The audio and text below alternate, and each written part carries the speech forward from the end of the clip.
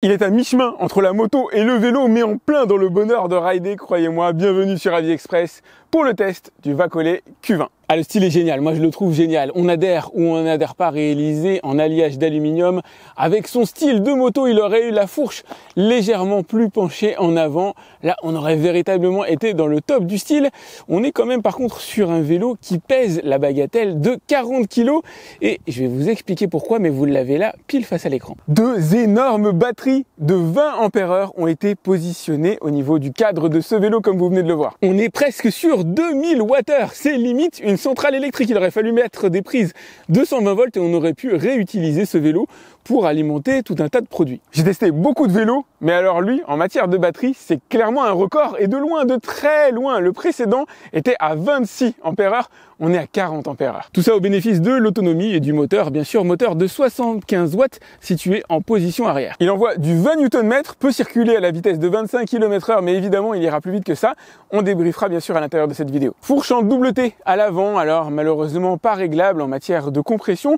C'est un petit peu dommage, mais c'est pas vraiment la vocation de ce vélo. Vous allez voir, on est sur un vélo plutôt typé cruising, plutôt typé promenade, mais on est quand même sur du solide avec 3,5 mm de diamètre, 3,5 cm, et le cadre en lui-même respire la solidité. Je vous en montre quelques éléments, je vous en montre rapidement les différentes soudures qui ont été extrêmement bien faites, lissées, elles se voient à peine. Ça a l'air d'être nickel. Alors pour ce que je l'ai testé pour l'instant, le vélo est quand même assez résistant, mais encore une fois, il n'a pas vocation à être utilisé pour faire des sauts avec. Malgré la présence de la suspension intégrale, vous avez déjà vu la partie avant, je vais vous montrer la partie arrière. Ressort monstrueux et légèrement paramétrable, comme vous pouvez le voir, à l'aide de la vis que vous avez en partie centrale. En matière de confort, ce vélo est un véritable bonheur. On reviendra dessus dans le premier chapitre de cette vidéo. Au niveau du guidon, tout y est, voire même plus. Vous allez retrouver du freinage hydraulique, alors droite-gauche avec des disques de 180 mm, l'accès au phare avant. Je vous montre rapidement, il est assez costaud, lumière blanche. Non, je ne l'ai pas allumé, il aurait fallu appuyer plutôt sur le bouton qui est juste ici. Voilà, mais de toute façon, vous verrez rien puisqu'on est en plein jour. Malheureusement, vous aurez remarqué la présence assez inédite de rétroviseurs situés sur les côtés qui permettent quand même de voir. On débriefera dessus à l'intérieur de la vidéo. Vous avez ici la possibilité d'allumer bien sûr le compteur couleur, comme vous allez le voir, qui est plutôt cool, qui est plutôt bien réalisé. Alors désolé, il y a du vent et puis c'est un petit peu difficile avec le niveau de luminosité de tout vous montrer. Le support pour téléphone, assez cool, même s'il ne tient pas extrêmement bien mon smartphone, il a failli glisser une fois. Donc pour le coup, je le compterai pas comme étant une partie véritablement positive du vélo. C'est un léger plus.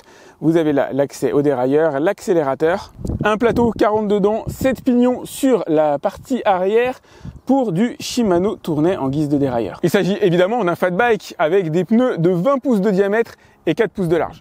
C'est pas les plus monstrueux que j'ai pu voir jusqu'ici, mais croyez-moi, ils font le taf.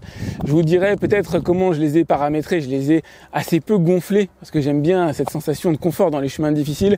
Bien sûr, garde-boue avant et garde-boue demi-circulaire, je sais pas si on peut s'exprimer ainsi, sur la partie arrière pour être bien protégé. Vous avez un feu aussi sur la partie arrière qui lui est alimenté directement par les batteries. Ça aussi c'est cool, c'est pas une pile. Vélo qui peut porter un solide gaillard de 150 kg et le catapulter à une certaine vitesse dont on parlera dans la suite de cette vidéo.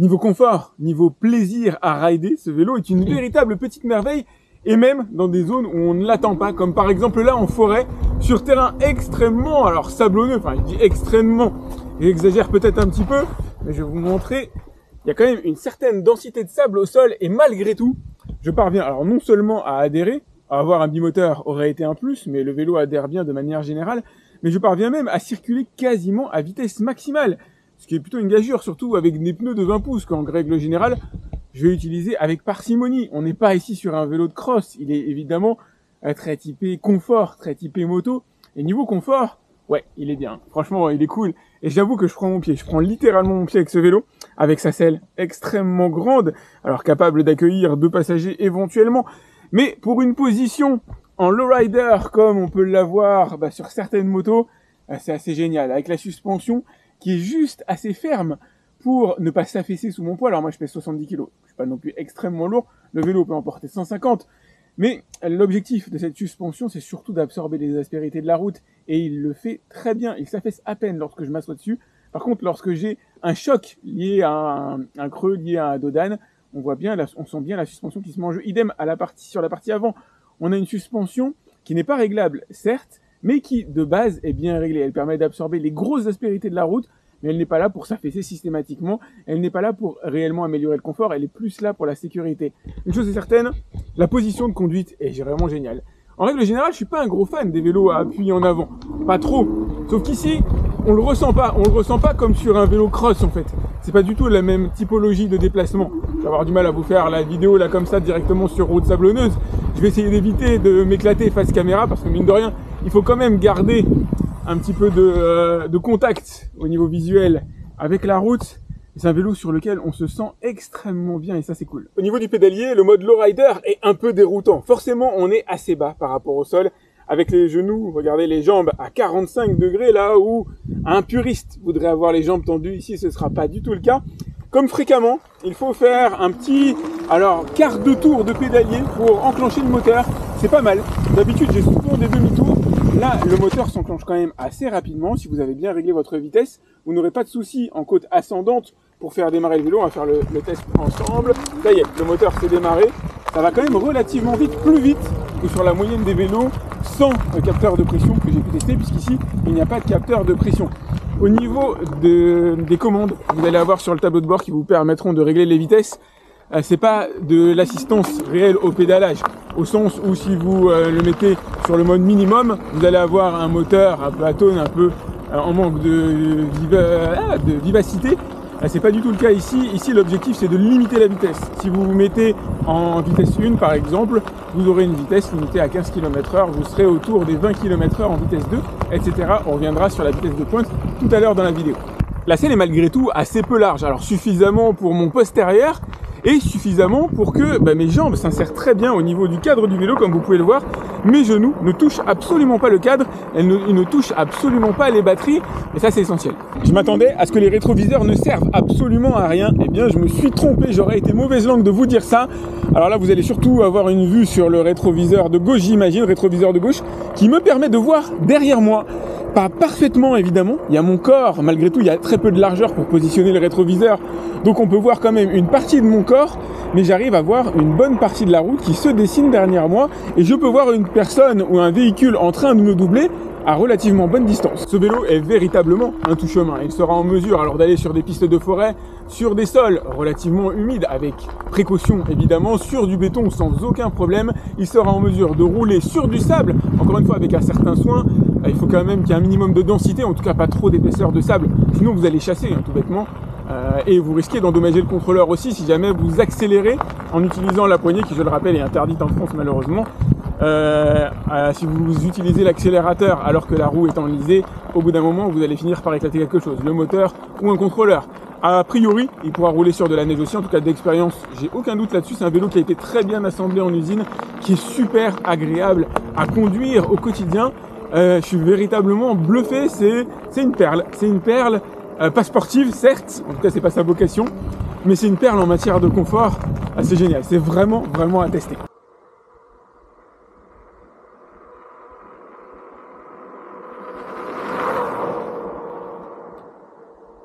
C'est parti pour un des chapitres les plus intéressants de cette vidéo, la motorisation, la vitesse. 750 watts positionné au niveau arrière, pas de moteur à l'avant, on pourrait sentir une pointe de déception dans mon visage, mais non, le moteur fait bien le job. Il vous propulsera alors aux 25 km/h réglementaire en France sans aucun problème, mais vous pouvez évidemment aller plus vite que ça. Contrôlé au GPS, vous circulerez à la vitesse maximale de 43 km/h. Lorsque les batteries sont pleines, lorsqu'elles sont vides, vous allez circuler un peu moins vite. La vitesse va décroître, mais véritablement quand les batteries commencent à être vides. Et les batteries, il y en a deux. D'ailleurs, elles sont signées Samsung. Je vous en ai pas parlé tout à l'heure de la marque, mais mine de rien, c'est notable. 60 Nm de couple, un vélo qui démarre tranquille. Alors il y a 40 kg, plus ma carcasse à tracter. Faites le compte avec votre poids. On n'est pas sur quelque chose qui arrache le sol littéralement. Il est très contrôlable. Il est assez confortable, je trouve, ce moteur. Il aurait peut-être gagné à être un petit peu plus tonique, mais il vous permettra de monter des côtes assez correctes, à peu près des pentes de 30 degrés, sachant qu'à un moment donné, vous avez le pédalier aussi. Vous pouvez vous aider du pédalier pour accroître votre puissance et monter des côtes plus costauds, mais si jamais vous utilisez uniquement l'accélérateur et le moteur, sachez que lorsque vous êtes en côte ascendante, lorsque vous montez un pont par exemple, le vélo va perdre de la vitesse évidemment, environ une dizaine de km/h.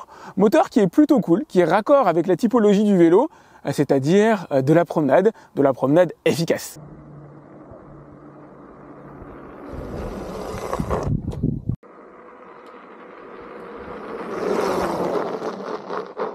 Ça devient progressivement la norme, même sur le milieu de gamme. C'est du freinage hydraulique qu'on va retrouver sur ce vélo. Et c'est pas pour me déplaire, clairement, le freinage hydraulique, c'est très doux. Il y a à peine à appuyer sur les freins et ça enclenche immédiatement les mâchoires. Possibilité de freiner très doucement, possibilité de freiner très fort aussi. Et donc vous avez deux disques situés à l'arrière, bien sûr, et à l'avant, des disques quand même extrêmement costauds. Alors je sais pas si vous parvenez à le voir, on est sur du 180 mm avec une très belle épaisseur, plus que ce que je peux avoir habituellement. Je vais vous montrer aussi les mâchoires. Alors je ne les ai peut-être pas montrées dans la présentation, voilà, des cathètes Dot 4 et qui fonctionnent très bien, permettant de passer de la vitesse de 25 km/h à 0 en 4 mètres à peu près, eu égard à mon poids, le poids du vélo qui est relativement élevé aussi, et de passer de la vitesse de 40 km/h en 10 mètres. Alors, encore une fois, à voir fonction de mon poids, des conditions idéales dans lesquelles j'effectue le freinage, parce que je sais à quel moment je vais freiner, comment je le contrôle, etc. Dans la vraie vie, évidemment, vous vous arrêterez pas en 10 mètres à la vitesse de 40 km/h, ne serait-ce que le temps de prendre conscience du danger.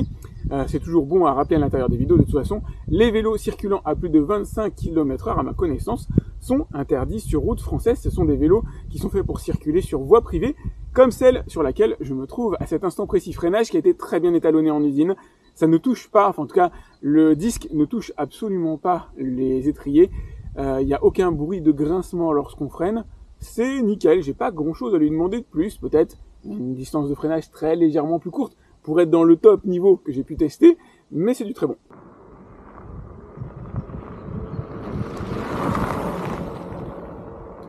Il en faut du temps pour venir à bout de ces batteries. Deux batteries de 20 Ah, vous pouvez choisir le vélo avec une seule batterie. Mais étant donné qu'on a l'option, c'est quand même dommage de s'en priver. Deux batteries de 20 Ah signées Samsung, quasiment 2000 Wh à l'intérieur de ces batteries pour une autonomie en full électrique de 86 km/h. C'est le vélo le plus autonome que j'ai testé jusqu'ici. Je m'attendais quand même à un tout petit peu plus, mais ça va dépendre de la vitesse à laquelle vous allez circuler. Ça dépend aussi du poids du pilote, du poids du vélo en lui-même. Tout ça, ce sont des notions qui vont amoindrir ou permettre de parcourir un peu plus de distance. Si vous pédalez, vous obtiendrez autour de 120, 130, 140 km d'autonomie. Ça dépend bien sûr de la force, de l'énergie que vous avez à mettre au niveau de vos cuisses.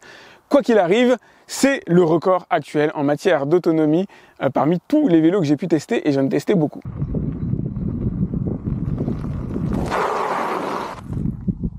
Pas de place au doute, ce vélo, c'est le bonheur pour moi. C'est le bonheur pour moi déjà parce qu'il est différent en matière de cadre, pas forcément que d'esthétique. L'esthétique, ça a son rôle. Mais le cadre, le fait d'être en mode lowrider, d'être sur un cadre abaissé, d'avoir cette selle ultra confortable, d'être sur un vélo qui a pour objectif de vous porter, il n'a pas pour objectif de pédaler ce vélo. C'est un bonheur parce que la combinaison globale est extrêmement confortable, on est bien dessus. Et même à vitesse max, sur des routes comme celle-là, le vélo circule sans aucun problème. Vous n'avez pas de sensation à un moment donné d'aller trop vite. Pardonnez-moi. Si vous allez trop vite au regard de la réglementation française, quand vous êtes sur des routes publiques, là encore c'est des chemins privés donc ça va, mais au sens où le vélo agrippe suffisamment, il accroche bien la route, on est sur un vélo dans lequel j'ai tout simplement confiance.